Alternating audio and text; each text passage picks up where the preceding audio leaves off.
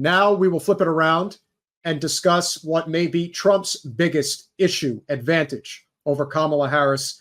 And that, of course, is the border. Here we go. You'll see during the course of his rallies, he talks about fictional characters like Hannibal Lecter. He will talk about windmills cause cancer. And what you will also notice is that people start leaving his rallies early out of exhaustion and boredom. And I will tell you, the one thing you will not hear him talk about is you.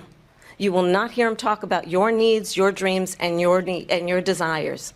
And I'll tell you, I believe you deserve a president who actually puts you first, and I pledge to you that I will. Vice President Harris, thank you. President Trump, on that point, I want to get your response. Well, I would like to respond. Let me just ask, though, why did you try to kill that bill, and successfully so, that would have put thousands of additional agents and officers on the border? First, let me respond as to the Please. rallies.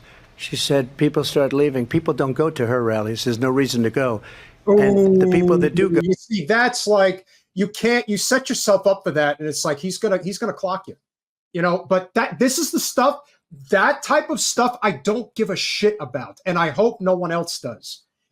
This political theater stuff is so pointless and useless. It does no one any favors. It doesn't change any material circumstances for anybody.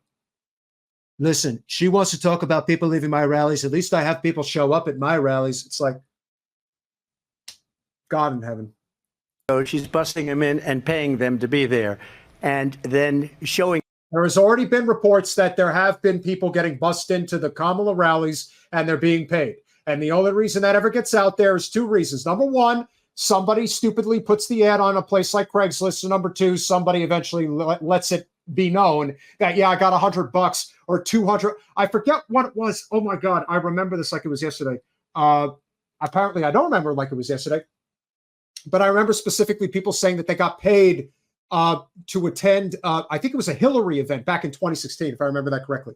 They were like, yeah, I got paid to sit in the stands and pretend like I cared, you know, whatever. If they're going to pay me, what the hell? Oh, they were paying people to show up at the pro-Israel rally in D.C. I remember that. That they were doing. Them in a different light. So she can't talk about that. People don't leave my rallies. We have the biggest rallies, the most incredible rallies in the history of politics. That's because people want to take their country back. Our country is being lost. We're a failing nation.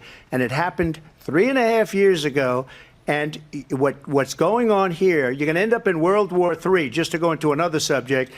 What they have done to our country by allowing these millions and millions of people to come into our country, and look at what's happening to the towns all over the United States. And a lot of towns don't want to talk. It's not going to be Aurora or Springfield.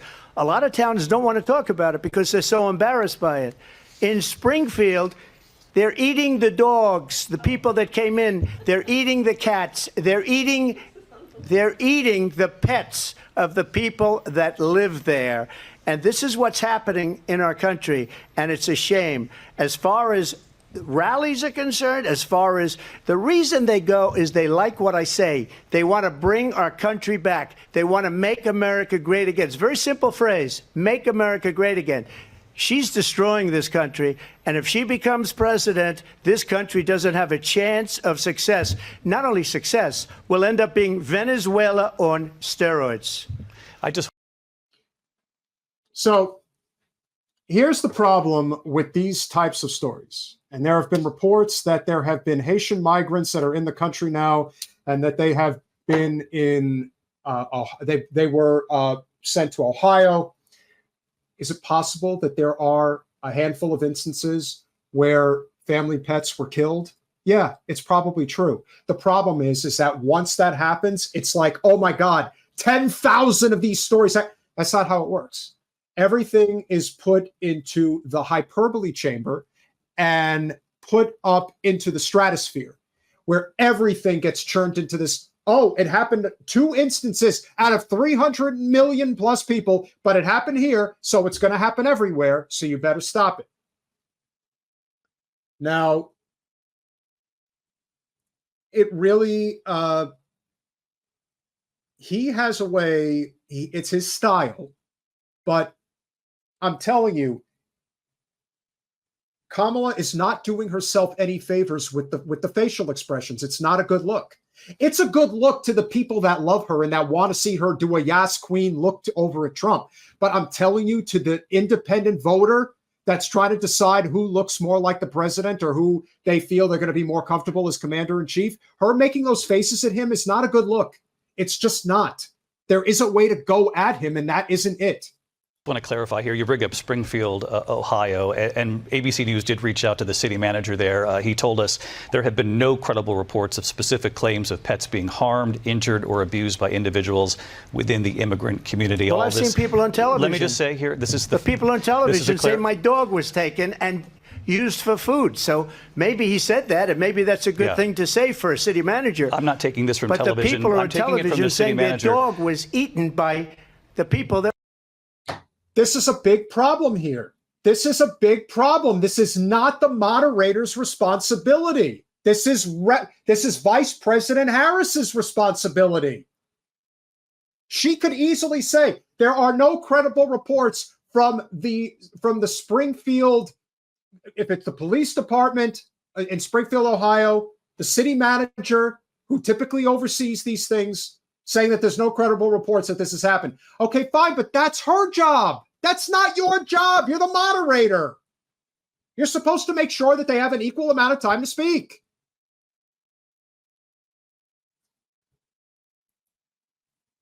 Brian, I heard it was cats, and then I heard it might have been dogs. And you know what? It's probably true. There's probably a couple of instances where it's happened. The problem is that they say, oh, it's thousands of these stories. That's the problem. It only takes one or two. That's it. And then the next thing you know, it's like, oh my God, you better hide your pets because everyone's going to come eat them now. Like I said, this hyperbole is, it's not good. And honestly, like, I'm a neutral observer here. Like, I honestly don't care one way or the other. I think this is all theater, but I think it's important to listen to when they talk about issues and how they're addressing it to the American people. But the moderators are trying to help Kamala? Like, that's not good. That only further makes people think that this whole thing is a ruse. It's not good. And if it happened one time, it would have been, all right, well, you shouldn't have done that. Now, apparently, it's a thing that's happening all the time. And that, to me, is really, really bad. Like I said, when Candy did that to Romney back in 2012, it happened one time, and everyone was like, how could she do that? That's not what the moderator is supposed to be doing. We've been watching about 20 minutes worth of this, and they've already done it twice. And I'm sure it's not the last time. So it is what it is. Let's see how the responses come from this. I went there. Again, the Springfield city manager says there's no evidence of that. Vice President Harris, I'll let you respond to the rest of what you've heard. You talk about extreme. This is, I think, one of the reasons why in this election, I actually have the endorsement of 200 Republicans who have formally worked with President Bush, Mitt Romney, and John McCain. How do you think that that's a good thing to brag about? That's like saying, oh, I got the endorsement of Dick Cheney because he's one of those Republicans. Why would you want to brag about that? Why don't you brag about the fact that the best thing that has happened under President Biden, and I mean the best thing by far, has been the improvement of the NLRB, the National Labor Relations Board. That is the best part of Biden's presidency. There has been actual growth in an actual area that is distinct between the two parties, at least to a degree, you would think so. That's what you want to brag about. You want to brag about the fact that, hey, I got the endorsement of the UAW, the United Auto Workers in this last fiscal year got the best result possible out of any major union in terms of advancement of workers' rights. Today, we are going to make double our salary, comparatively speaking, to those that work at Elon Musk's Tesla. That's a big deal. That's what you brag about. But nope, let's brag about how we're getting an endorsement of not just any Republicans, but the biggest fucking neocons in this country. The worst of the worst. not even good Republicans. You're getting the Republicans that I wouldn't wipe my ass with. And that's who you're bragging about?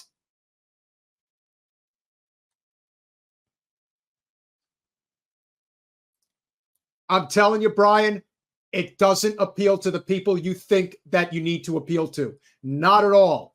That's not who we're talking about here. We're talking about people.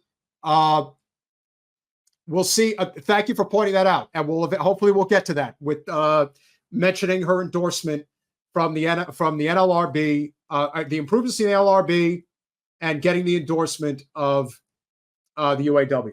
So that does matter. If Trump gets the endorsement of the police, I don't think that's anything to brag about, especially right now. But if Trump got the endorsement of the Teamsters, that would be fucking huge, and that might happen. So bragging about getting the support of the neocons is one of the main reasons why I wouldn't vote for Kamala, and that is from the mind of the independent voter who is sick of the war economy. So bragging about that, not smart. Let's see what else she has to say. Including the endorsement of former Vice President Dick Cheney and Congress member Liz Cheney. And if you want to really know the inside track on who the former president is, if he didn't make it clear already, just ask people who have worked with him. His former chief of staff, a four-star general, has said he has contempt for the Constitution of the United States. His former national security advisor has said he is dangerous and unfit. His former Secretary of Defense has said the nation, the Republic, would never survive another Trump term. And when we listen to this kind of rhetoric, when the issues that affect the American people are not being addressed, I think the choice is clear in this election. President Trump, I'll give you a quick minute to respond here. Thank you, because when I hear that, see, I'm a different kind of a person. I fired most of those people. Not so graciously. They did bad things or a bad job. I fired them. They never fired one person. They didn't fire anybody having to do with Afghanistan and the Taliban and the 13 people who's were just killed, viciously and violently killed. And I got to know the parents and the family. They didn't fire. They should have fired all. Okay, I'm sorry, I'm totally sorry. You got me in the moment when I was talking. Let me tell you something, okay? That is not a good response. That is a great response from Trump, and her face is not good. That's not a good look. I really do not understand these facial expressions. It's not a good look. And if you're gonna make the address, like if you're gonna counterpunch, you counterpunch with, they were really terrible people. They're all about the war, and I don't want any more war, so I fired them. And it's like, yeah, that's a good answer. We'll continue. All those generals, all those top people, because that was one of the most incompetently handled situations anybody has ever seen. So when somebody does a bad job, I fire him. And you take a guy like Esper, he was no good, I fired him, so he writes a book. Another one writes a book, because with me they can write books, with nobody else can they. But they have done such a poor job, and they never fire anybody. Look at the economy. Look at the inflation. They didn't fire any of their economists. They have the same people. That's a good way not to have books written about you. But that is okay. So as I've told you guys, I don't get into any of the bullshit about, oh, did you see what they said? Did you do with that quip? I am about substantive answers.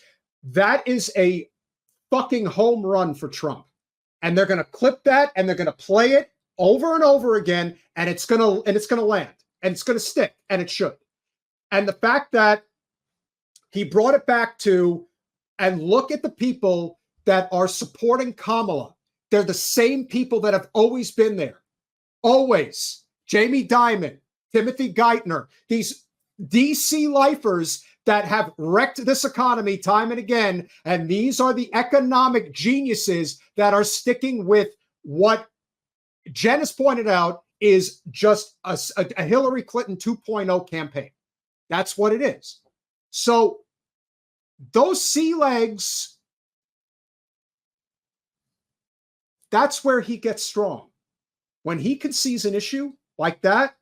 And what's amazing is that it was supposed to be about the border, and they didn't even really talk about it.